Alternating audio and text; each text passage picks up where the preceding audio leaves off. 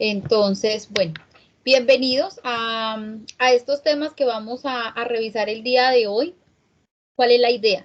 Que estemos pues muy atentos, que podamos resolver dudas. Siempre habrá el compromiso de si tenemos la respuesta, obviamente que se las vamos a dar, si no, quedamos con la tarea de también nosotros indagar para que podamos despejar cualquier inquietud. Como estoy presentando, no veo si alguien levanta la mano o si escribe alguna pregunta por el chat, entonces les agradezco, me avisen si alguien está levantando la manito, hacemos un alto y por supuesto que dinamizamos el proceso. Bueno, entonces, como ustedes lo recibieron en la invitación, hoy vamos a hablar de dos pruebas, ¿cierto? Y también de algunos detalles. Pero antes de hablar de la prueba 16PF, quinta versión, y de la prueba BARCIT, quiero contarles cuál va a ser la agenda que vamos a tener en el día. En primera instancia, vamos a revisar, sí, aspectos generales de la prueba 16PF. Luego nos vamos a encontrar también con aspectos muy generales del test de BARCIT.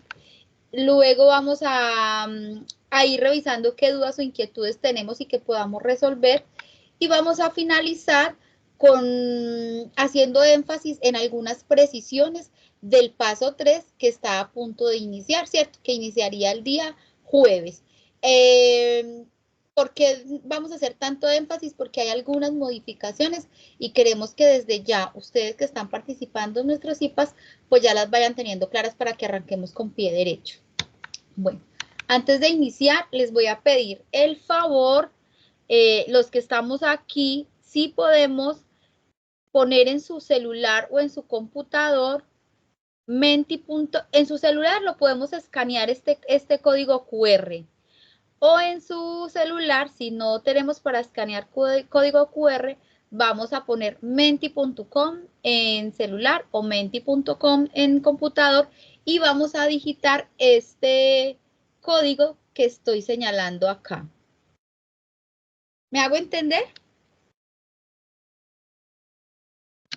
Estudiantes, Sí, queridos. señora. Perfecto. Entonces, me confirman, vamos a ingresar todos ahí, vamos a escanear este código de barras, quité para poderlos ver un poco. Y si no escaneamos este código QR, vamos a poner en menti.com este código, 5602-6800.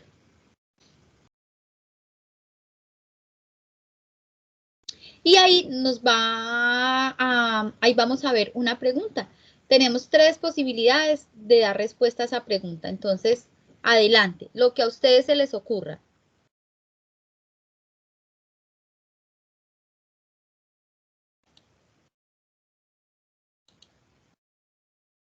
¿Todos ya lo tienen? Vamos a mirar. Vamos a ir mirando. ¿Quién no ha podido ingresar?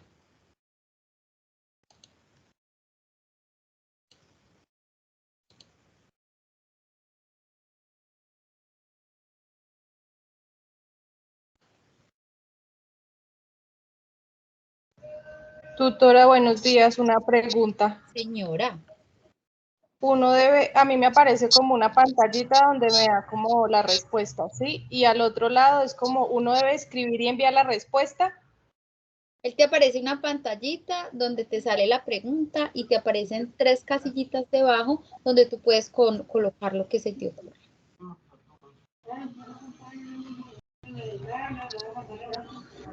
Por Y la, favor, todos traten de realizar el ejercicio. sí, y la pregunta que nos está surgiendo es, ¿para qué sirven las pruebas o test de psicometría? Entonces voy a compartirles pantalla para que vayamos viendo las respuestas que ustedes han ido colocando.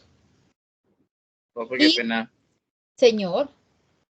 ¿Puedes colocar otra vez el código de barras? Era que estaba descargando la aplicación porque no la tenía. Por supuesto que sí. Claro que voy a poner el código QR o también desde el buscador de Google puedes colocar menti.com. Aquí está el código QR.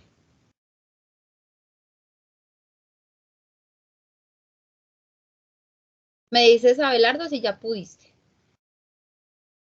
Sí, señora, ya está abriendo. Gracias, profe. Ok. Y aquí vamos a mirar qué respuestas hemos ido obteniendo de lo que ustedes han logrado responder. Entonces, miren lo interesante que tenemos acá de las respuestas que ustedes nos han ido presentando. Nos dice que a la pregunta que para qué sirve la psicometría, vamos a esperar que nos muestre. ¿Para qué sirven las pruebas o test de psicometría? Entonces, unos dicen que para medir las capacidades, otros que para medir las habilidades, otro que para medir las conductas, otro que para medir el comportamiento. Y yo les hago una pregunta, viendo las respuestas, y pueden seguir colocando las respuestas. Yo les hago una pregunta, me devuelvo acá, y ¿cómo sabemos eso que me están respondiendo hoy? ¿Por qué sabemos eso que ustedes me dicen que para medir, que para evaluar, que para revisar habilidades, conducta? ¿Por qué saben eso ustedes en este momento? Pueden prender el micrófono, no se preocupen que esto es un espacio que podemos hacer a modo de conversatorio en el que todos estamos aprendiendo. Entonces, con tranquilidad. Buenos días, profe. Buenos días. Pues las palabras claves que puse han sido porque en las fases anteriores hemos hablado de la psicometría, entonces sabemos que pues se iniciaron la historia, ya lo que hemos visto, se iniciaron como unas pruebas experimentales donde queríamos obtener unos resultados midiendo la capacidad cognitiva de las personas. Gracias. Exacto. Muy bien, Camila. Ustedes ya han empezado a hacer esa búsqueda de información, de qué se trata la psicometría, ¿cierto? Ustedes respondieron en la primera fase que era corta unas preguntas, luego ahorita estamos creando ya en el paso que estamos terminando cronologías de hechos, hitos importantes de la psicometría, tanto internacionales como nacionales, y nos vamos encontrando con eso, ¿cierto? Diferentes dentro de los hitos, yo observo en los trabajos que ustedes han ido, en los aportes que han ido presentando en los foros, y dentro de los hitos, entonces, ¿cuándo se creó esta prueba? ¿Cuándo se creó la otra? ¿Cuándo hicieron una revisión y pasó de ser versión 1 a versión 2 hasta pruebas que ya tienen séptima versión? ¿Quiénes han sido las personas que han formulado las pruebas, cierto? Entonces, ese conocimiento que ustedes ahora pueden compartirnos en esta pequeña pregunta es porque ha sido un trabajo que han venido desarrollando. Y así pretendemos que ustedes sigan trabajando de manera comprometida, porque esa es la palabra que puede definir el curso de psicometría, es estar muy comprometidos con el proceso de formación, porque cuando decimos que medir, que habilidades, que conductas, es un desafío, ¿cierto? Porque está en nuestras manos el incluso inferir o decidir sobre un sujeto o no. Y eso ya es muy delicado. Pues muy bien. Entonces vamos a arrancar en materia con las dos pruebas que nos convocan acá el día de hoy. Entonces tenemos que la primera prueba que vamos a revisar es la prueba 16PF, porque es ya 16PF quinta versión. Esta prueba ya tiene 5 actualizaciones, estamos en la última, ¿cierto? Es una prueba que fue diseñada por Raymond Cattell a partir de los criterios factoriales. ¿A qué se refiere con criterios factoriales? Es decir, tomó 16 aspectos que podrían revelar algunos rasgos de la personalidad de un sujeto y determinó unos reactivos, unas preguntas en cómo se podrían evidenciar esos rasgos, ¿cierto? Esta prueba o este test está organizado a partir de 185 preguntas o reactivos. Vámonos familiarizando con ese concepto de reactivo, que es lo que se maneja regularmente en las pruebas psicométricas, ¿cierto? Estas preguntas son cerradas con 3 opciones de respuesta. Es decir, y solo se puede poner una única respuesta. Atención a esto porque nos va a servir para el trabajo que vamos a desarrollar en el paso 3. ¿Cuál es la principal función que tiene pues entonces la prueba 16PF, en este caso la quinta versión? Es estudiar y valorar los rasgos de la personalidad. No define la personalidad. Entonces, a veces somos muy osados, algunos profesionales, cuando pensamos que a través de una prueba como esta, nosotros ya vamos a poder definir que un sujeto es o no es lo que pretendemos que se esté buscando, ¿cierto? Entonces, ahí es donde yo les cuento que hay que ser súper delicados. Aparte de esos 16 factores que se evalúan, hay factores secundarios o globales. Ya los vamos a revisar a continuación. Bueno, esta prueba es importante pues tener presente que las estemos abordando el día de hoy, porque resulta que va a llegar un momento, nuestros queridos estudiantes, que ustedes van a llegar a la fase de prácticas profesionales en psicología y pueden llegar a diferentes escenarios. Por poner un ejemplo, un escenario organizacional. Entonces hay empresas que consideran que porque nosotros estamos en la formación de psicología ya conocemos todas las pruebas. Pues no las conocemos todas. De hecho, aquí estamos las 3 profes que estamos acompañando este CIPAS y no conocemos todas las pruebas. Pero sí nos mencionan una prueba, es nuestro, digamos que sí, yo podría decir que es nuestra responsabilidad conocerla, documentarnos, cómo se aplica, cuáles son los detalles, y si en definitiva nosotros no nos sentimos en capacidad de aplicar la prueba, es importante que por ética profesional levantemos la mano y digamos, no tengo manejo o no voy a poder. Pero la idea es que nosotros nos preparemos, por eso estamos haciendo este CIPASO. Dentro de las generalidades tenemos, es una prueba que es muy apetecida en el ámbito organizacional, incluso porque se puede administrar de manera individual o colectiva. Si ustedes van a ese tipo de empresas que se enfocan en selección de personal para otras empresas, ellos no van a aplicar esta prueba para cada persona que se presente a una convocatoria, no, reúnen un pool de personas, 10, 20, el número que ellos determinen, los reúnen en un salón y a todos les pasan la prueba y les dan las indicaciones que también vamos a ver ahora cómo se hace, ¿cierto? Pero resulta que no, yo estoy trabajando en mi consultorio, ya cuando tengo mi título profesional, cuando siento que estoy preparado o preparada para hacer abordaje pues psicoterapéutico, y yo digo, yo quiero revisar estos aspectos en este sujeto, pues la puedo aplicar también de manera individual. También en las organizaciones se aplica de manera individual. Es que está la convocatoria para un cargo administrativo y queremos saber dentro de la personalidad estos aspectos, esta prueba puede aplicar, ¿cierto? Entonces se puede aplicar de manera individual o colectiva. ¿Cuánto dura la prueba?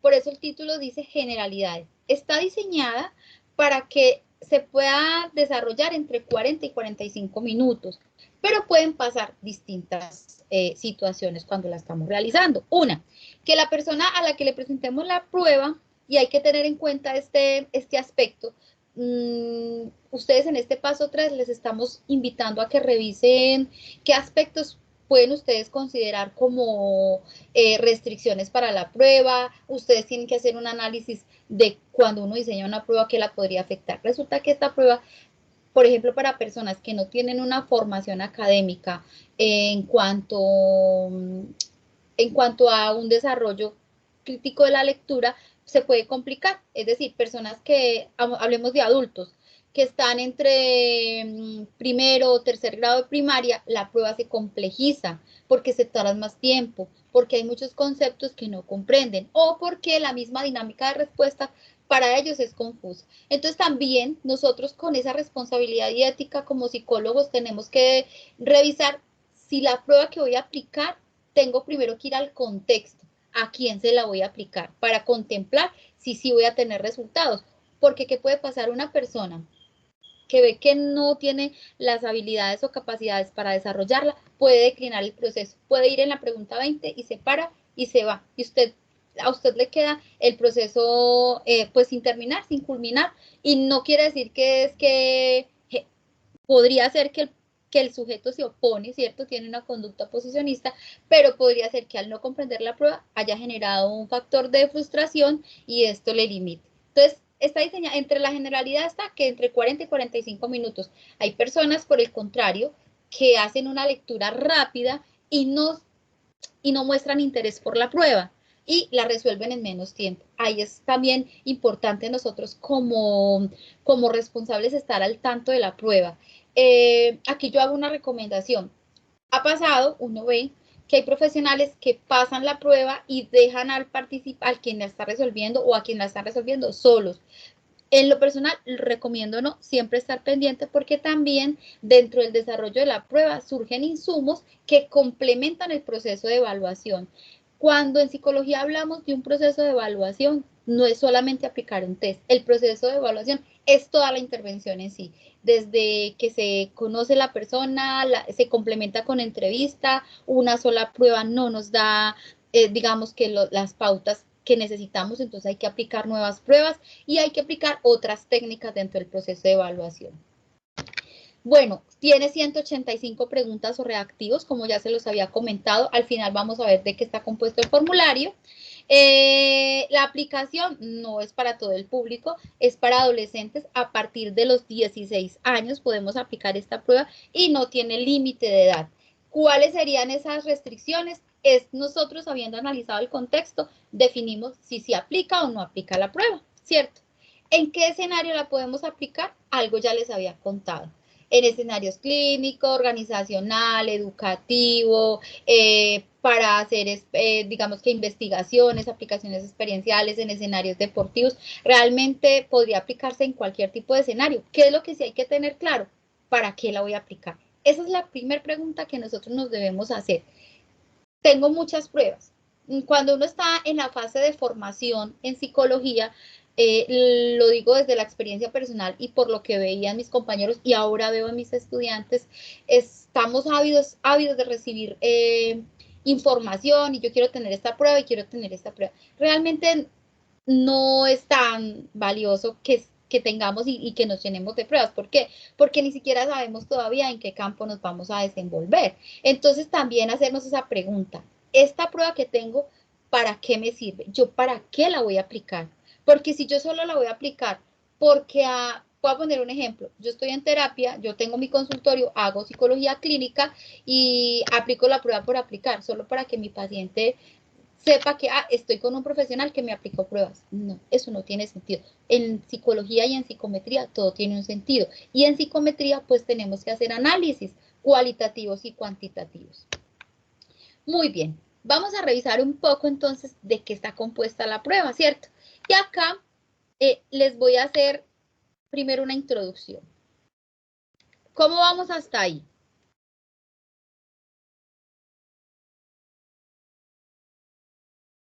¿Me escuchan? ¿Todavía estamos? Señora Okay, profe. muy bien. Hola, Bueno. mi profe, sí, aquí estamos.